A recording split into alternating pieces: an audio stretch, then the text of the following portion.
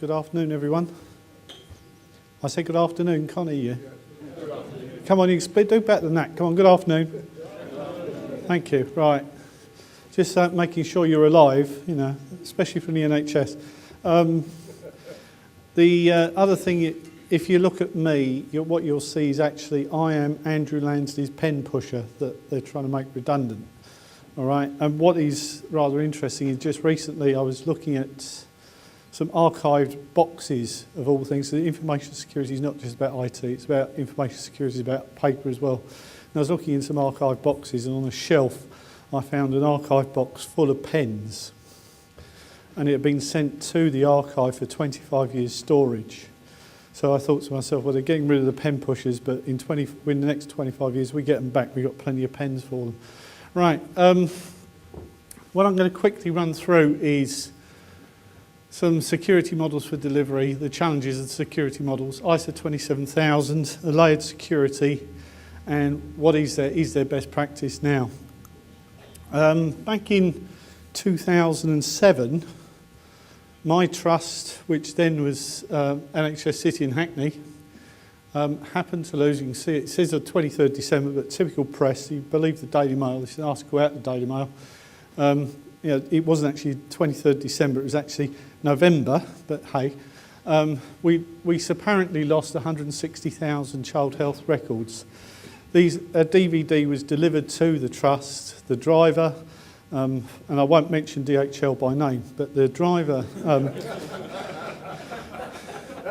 the driver was given, basically he was given on his handheld, he was told he had to take it to two named individuals on the third floor of A block. He had their mobile numbers and he had their names, and he went to B block reception and handed it to a tall white guy called David, and we never saw the disc again. Interestingly, that 160,000 child health records, it was actually 256-bit encrypted with a 300 character passphrase to get in. Now today, if that happened, we lost that today, it wouldn't make the press because it was an encrypted DVD. All right? But also HMRC came along later on, not long after, and they lost 25 million child records. And so, yeah, 160,000, that's 25 million, that's far more newsworthy. Right.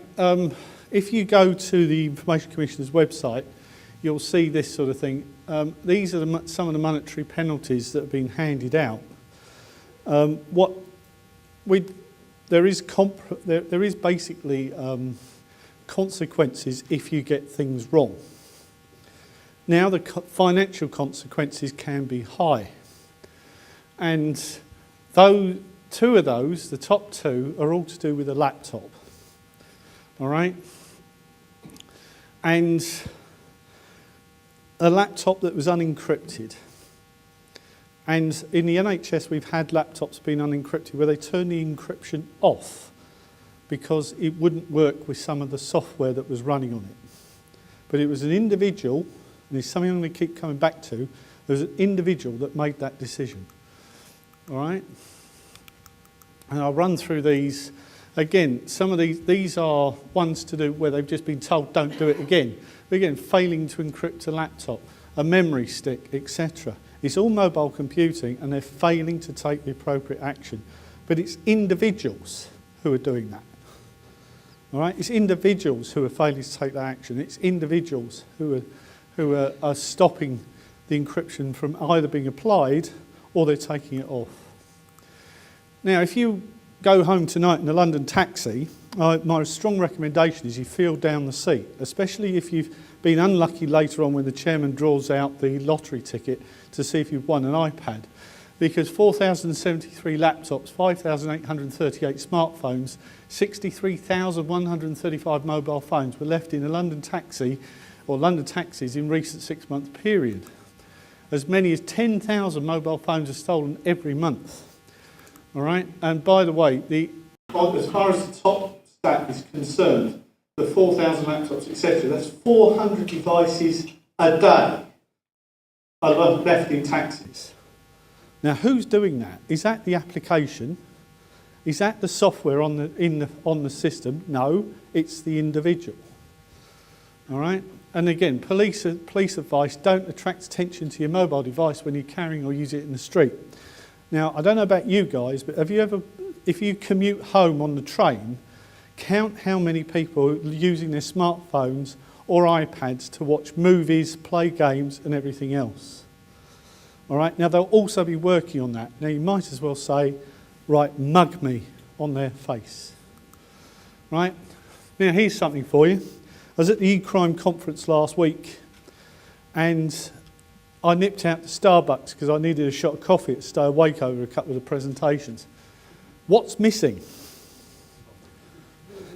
The person. Yeah, the person's missing because the person left their iPad, left their phone, left their money and went up to get another coffee and could not be seen by me, sat right next to them, and that was in Victoria Station. Now, who made that one woman get up and go to get another coffee? Was it the application on the system? No, it was her. All right? So, users will find ways around barriers. Oh, there's a barrier in the road. Just about to see it, and users have gone round it. Right? You put a barrier in front of a user, and they will find a way round it. All right? There'll be lack of knowledge, lack of functionality, time pressure. Why is it you can never print something out, or the printer breaks when it's really, really urgent to print something out? Right? And if you're lazy, there's a barrier in the road.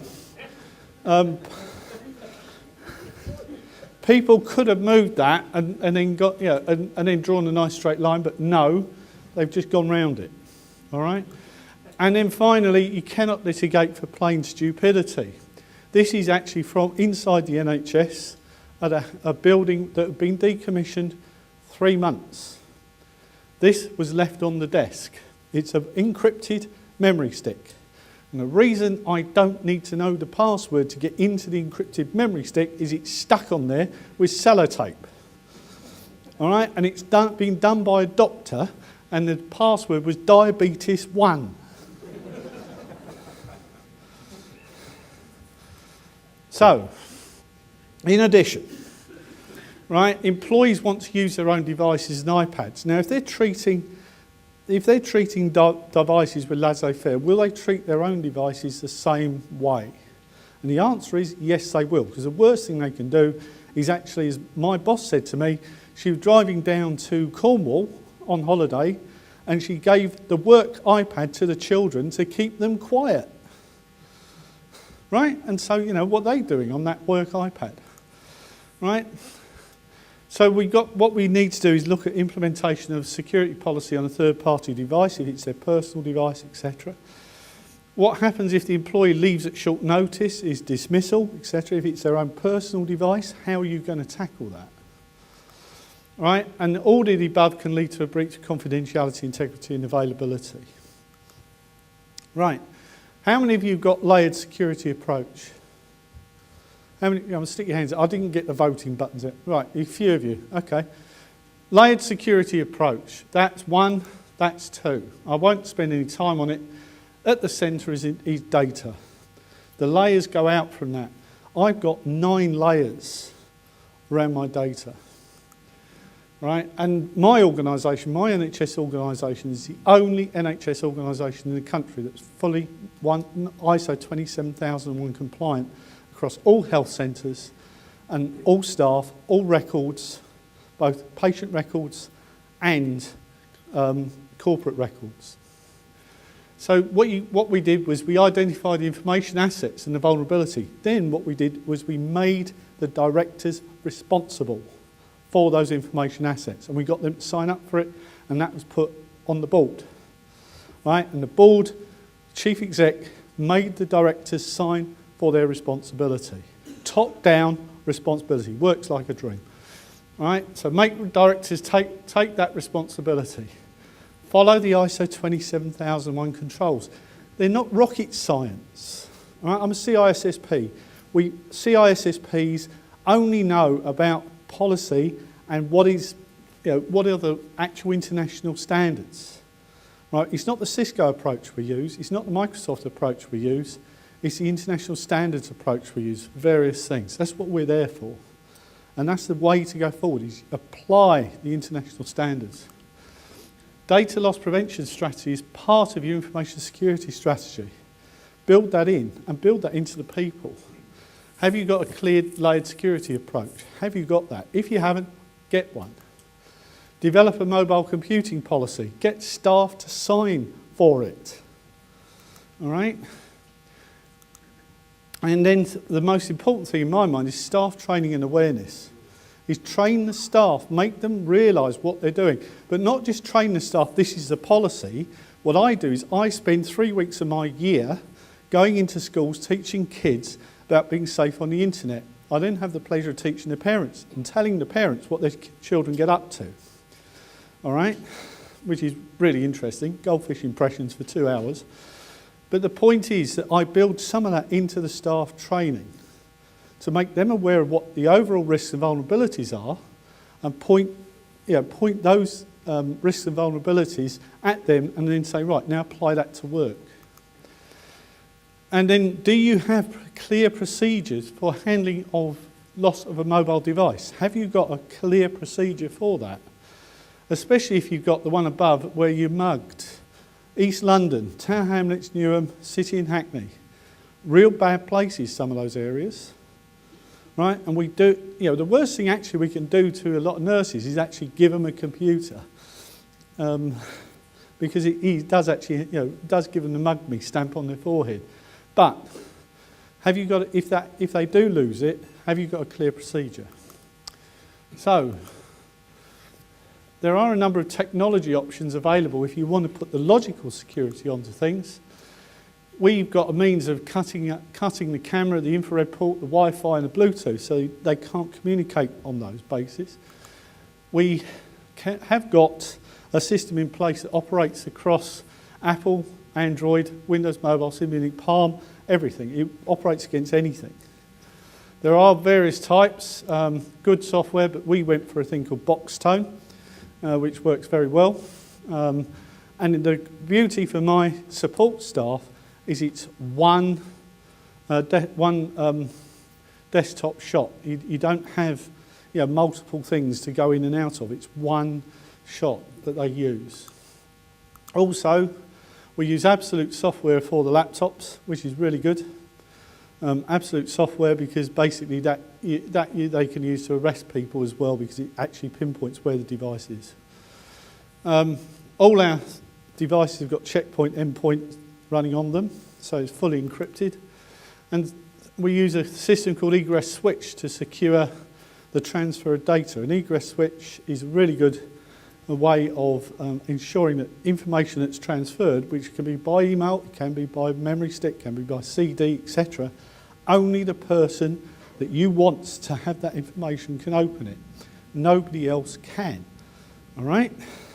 And what is more is, if I give it to person A, and person A, I shouldn't have given it to them, it should have been person B, even after they've received it, I can revoke access. It's a really cool bit of software. So that's my selling point for them. I expect some money from them later. So there we are. So bear in mind all of that. Follow the ISO 27001 principles. Identify your information assets. Make the directors responsible. Develop an information security and layered security strategy. Have your policies and procedures by all means, but staff training is really important, and make sure they understand the ongoing awareness side of things. All right? And then finally, make sure that you go through the ISO 27001 and get certified like me. And believe me, don't, by the way, skimp on it. Don't sort of say, we'll limit ISO 27001 just to the IT department. Do the whole lot, because you're going to do the work anyway. You might as well do it for everyone. And finally, you can't litigate for stupidity. Thanks very much.